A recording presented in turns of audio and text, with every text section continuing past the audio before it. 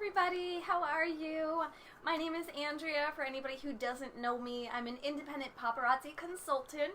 Paparazzi is what I do. I sell $5 jewelry and I love life. So I wanted to come on to tell my story, tell my why about why I wanted to get into this business, and talk to you about your Papatunity. This is not live because I get very distracted by comments, so please, if you are seeing this and you want to comment, please do feel free to send me a message, and you don't have to say anything at all if you don't want to. So I started this business 3.5 years ago. October 28th, 2018, I said, yes, I'm going to do it. I scraped up $99. I bought the kit, and then my life took a different turn. So before that, I was an elementary school teacher. I received my master's degree, well, I have my bachelor's in psychology, and I have my master's degree in elementary education. I taught elementary school for about 15 years. I absolutely loved it. I loved the children. I loved the parents. I loved the school district. I loved all my colleagues. What I didn't like, and what just started to get to me was just the state of public education. It became very, very, very stressful for me. There was a lot of other things going on in my life also. During that time, I got a divorce. During that time, my father died, and I had to deal with all the trauma with that, with my mom and everything. And so it was tough. It was tough during the time that I was an elementary school teacher. But then finally I said, I'm going to go. I don't know what I'm going to do, actually. I know I need to get out of here. And I've always had this, entrepreneurial bug about me. I come from parents who both had businesses later in life, and my dad who was, serial entrepreneur. And that's always kind of been in me. It's kind of been in me to be my own leader, my own boss, and to even lead others. So, and that's what I'm doing now. It wasn't always peaches and cream, though. After I left education, I did end up moving to Florida, because that was in New Jersey. I ended up moving to Florida to get my real estate license. Got my real estate license, started working the business. I didn't like it, but I didn't really have another choice. I didn't know what else to do with my life. Ended up reconnecting with an old flame. Long story short, moved back to New Jersey. Got my real estate license in New Jersey, and then started a real estate business with my then partner, boyfriend. That relationship started wonderfully, don't they always? But this took a dramatic turn. Well, I can't say it was dramatic. It was kind of a slow transition to him basically taking over my life and me not having one. So I ended up leaving a domestic violence situation. But what I had to deal with during that was horrendous. When I was working with him in real estate, I wanted something my own. I wanted to be my own boss. But during that time, I still wasn't, because I kind of started with him and he was running everything and I was still learning. And it ended up not really working out. I didn't feel like I was contributing. I didn't feel like I had a purpose. I didn't feel like I was doing anything. I just felt like a major disappointment to myself, to others, and especially to him. Well, those of you who are familiar with narcissism and domestic violence relationships, and I'm not saying it's all from the men's side, this happens both ways, but over that 3 years, I was emotionally abused, I was verbally abused, and before I ended up leaving, it did get physical. I became so miserable in those 3 years that I didn't want to live anymore. My identity was taken away. I had no money. I had no friends. I had nowhere to go. I had nothing to do. My life was at the mercy of somebody else, because what ended up happening was, Andrea, I'll pay all your bills. You don't have to pay rent, you don't have to pay bills, you just work for me, it'll all be good. Well, what that transitioned to was, I ended up just being his. I was just his, okay? The world revolved around him. I wasn't even a person. I didn't even feel like I was worthy to be in my own skin and live on this earth. The horrific names that he called me, the violence from him, punching holes in walls, throwing things across the room, his screaming, his vulgarity, not even just at me, but at everybody, including his family members, his own mother. I mean, I've been called names that I don't even say. I wouldn't even call people because they're so horrific and so rude and disrespectful. But I didn't know anything else. I felt like I was just kind of brainwashed, and I was really giving up. I thought, well, I'm gonna be in this relationship until I die, and I'm probably gonna die sooner than I think. It was so bad that I would end up just kind of running to the basement, getting lost in bottles of wine, my own thoughts, trying to figure out what the hell was going on in my life, not feeling anything. I ended up just being so dead inside that I was like, what's the difference if I died? I had some access to some razors, and honestly, I started cutting myself. People may not understand this, like, why would you do something like that? And somebody as smart as you, Andrew, how could you do that? You have a master's degree, you're so smart, you've been on your own since you were 17, like, you're so successful in what you do. It doesn't matter, like, all that went out the window. I didn't believe I was anything. And I can't tell you what came over me. I don't remember my thoughts. I don't even remember really, like, picking the razor up and actually, like, what happened between doing it. I don't know. But, it wasn't to the point where I had to go to the hospital or anything. I was just trying to feel something. And I did end up calling a suicide hotline just to talk to somebody. I felt so alone. I felt like I couldn't talk to anybody. I really couldn't even talk to my family. My mom, I couldn't tell her what was going on because she would have been on a plane or had my brother on a plane to New Jersey to come take me away. So I kept it all inside. It ate at me. It was a horrible, horrible existence. The day that I said, okay, this has got to be it or I am going to die, is when we were arguing, as we did every single day throughout the day. And I guess I was too loud, or maybe I didn't say something that he wanted me to say. I don't know. But he grabbed me around my mouth and my nose, dragged me from behind down 3 flights of stairs. I couldn't breathe at this point. And then he threw me on the basement floor. And at that point, it was the weirdest thing. In that situation, I remember my first thought, and it was my dad's voice in my head, saying something that he said to me a long time ago when you're first dating, teenagers. If anybody touches you, I think he said man, but if anybody touches you, you get out. You get out because it's not going to get any better. So that was the day I knew I had to do something. Well, telling him finally that I went behind his back, got a paparazzi kit, and hey, I don't like you, I need to get out of here. Well, that didn't go over very well. But I'm going to make a super long story short. It was a sad, sad time in my life. But that paparazzi kit, when it came to my door, I opened it by myself. I knew I was going to go live, even though I didn't have any friends. But just seeing all this beautiful jewelry and just knowing that I paid for it and my future, my destiny is in my hands right now, and all I have to do is put this jewelry in front of people and it sells. Well, I did do some live shows. He couldn't really stop me. If he was out of the house, I would do the live shows. I would just get hell for it later. And I started selling. I mean, granted, I think some of it was pity buying from some of my family, especially my mom. But it gave me that little bit of strength and courage and a little teeny tiny bit of myself and my independence back. And it was kind of like a wolf tasting blood.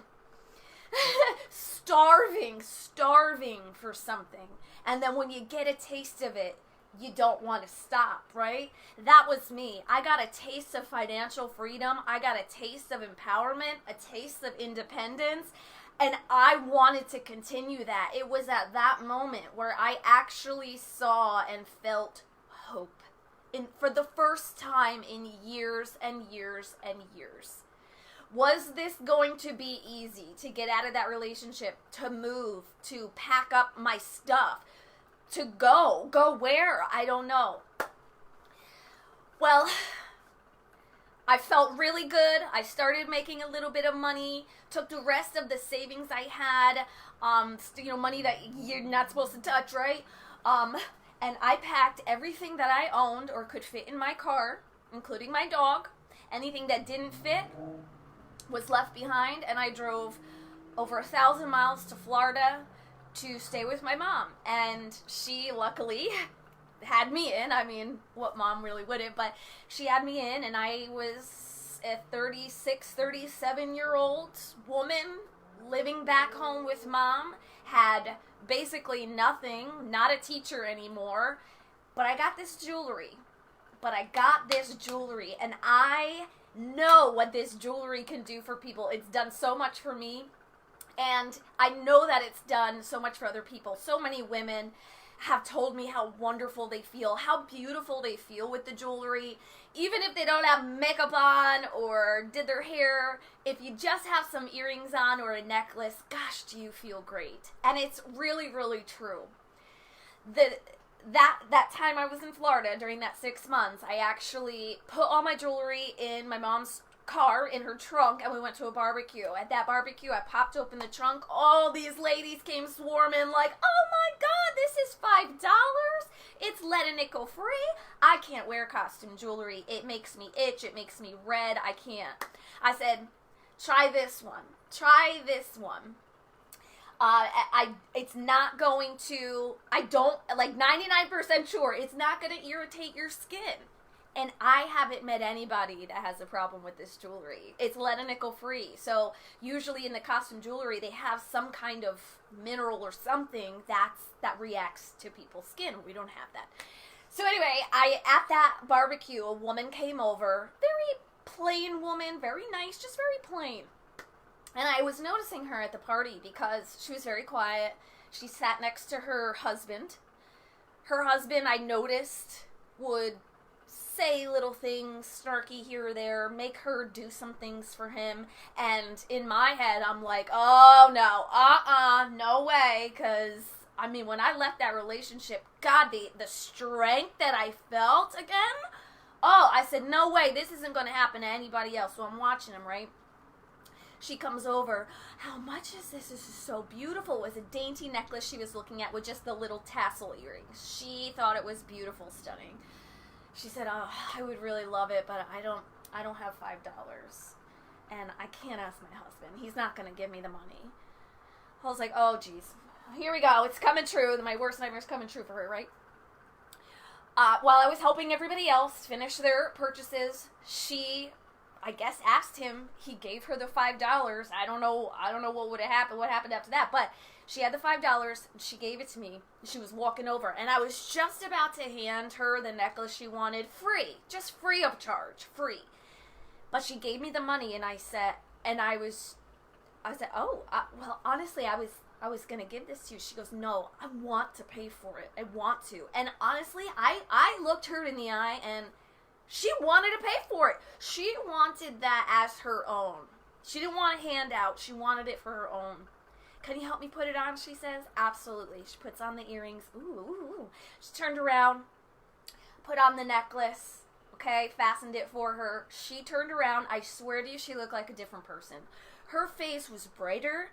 She had a glow about her. She wasn't the forlorn, sad, droopy face. Her eyes were upturned. She was smiling. She felt freaking amazing. And, I mean, she didn't look too different. It was just a little necklace. But that necklace made her feel like $1,000,000, which she deserved. Everybody deserves to feel like $1,000,000. But with Papa, you don't gotta break the bank. So, I'm in Florida for a while. Finally get enough money for 1 month's rent in an Airbnb because I really wanted to be on my own again. I hadn't been on my own, not been in a relationship with somebody, God, maybe not ever, a very small amount of time in when I was working, when I first started teaching. I had an apartment just for a short amount of time, but kind of always went from relationship to relationship, moved in with that one, moved in with that. I'm not saying it was like every month. I mean, these were long-term relationships, but so this was my time to be on my own. Got the 1 month's rent for an Airbnb, and in that time, hustled like you would not believe. Got enough money to get my own apartment. That was the apartment in Hudson, Florida, where I met a lot of you and a lot of people. It was the apartment that changed my life. It was the apartment that I could afford. The apartment where I set up my business and I grew my team. I was there for a year, and in that time, I was working on me. I was like, no more men in my life. No more. So I spent a lot of time working on myself. I had even more therapy. I've been in therapy for years and years and years. More therapy, and just got in touch with that person that I had lost, that person that I always knew I was, but just kept getting hidden under a bunch of crap. Just a bunch of crap. And I had to dig myself out from that crap, and I wasn't going to go back in there, okay? So, anyway, I was doing it. I felt good about myself. I finally started to love myself. Finally got closure with some things that were going on in my life and things from my past. And then I dedicated everything to my business. When I wasn't looking for it, Abe came into my life. And I really didn't pursue it that greatly because, again, I had just been broken, right? So I didn't want to really pursue it. It's just, he can come to me, whatever, but my focus is my business. Well, wouldn't you know it, we fell completely in love. We lived 2 hours away from each other. So every single week, we did not miss a week. For 9 months, we drove the 2 hours each way to see each other. We just alternated weeks, and we didn't miss a week.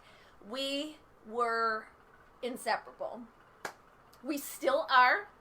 I moved to Orlando, which is where I live now. I live with Abe. We got married in January of 2021, and I love where I live. I love my husband. I love my cat. I love my apartment, and I love my bling room.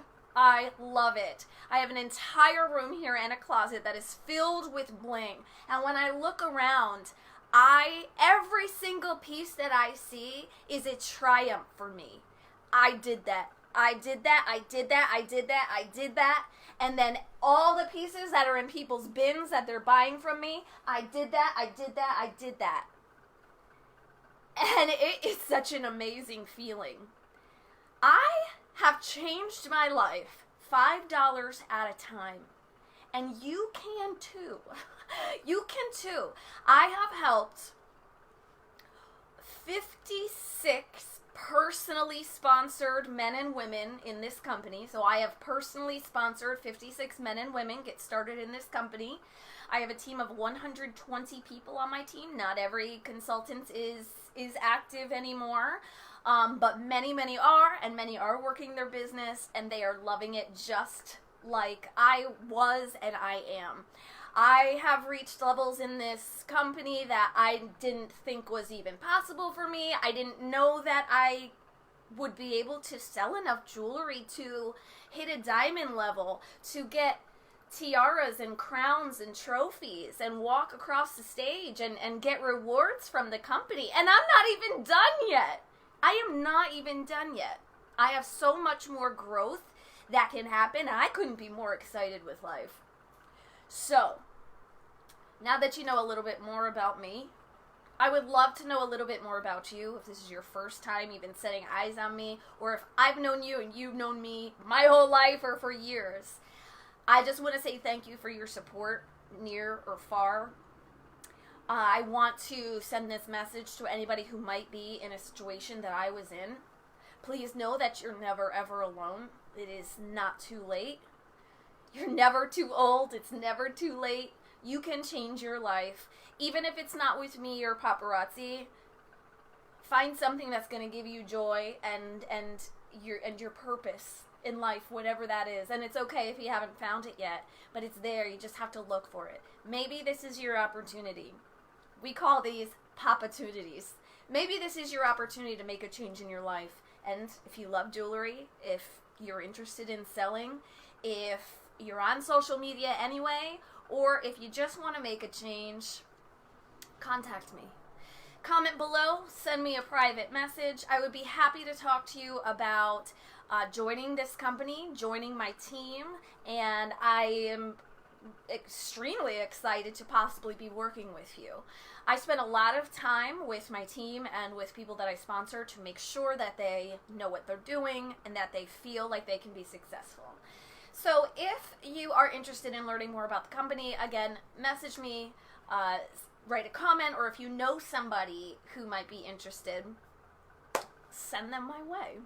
Have a wonderful rest of your weekend, your Sunday night, and I hope that you are looking forward to going to work tomorrow, Monday. If you're not looking forward to going to work like I used to, maybe you want to be your own boss, wake up when you want, get dressed when you want, eat when you want, go to the bathroom when you want. Listen, as a teacher, you couldn't.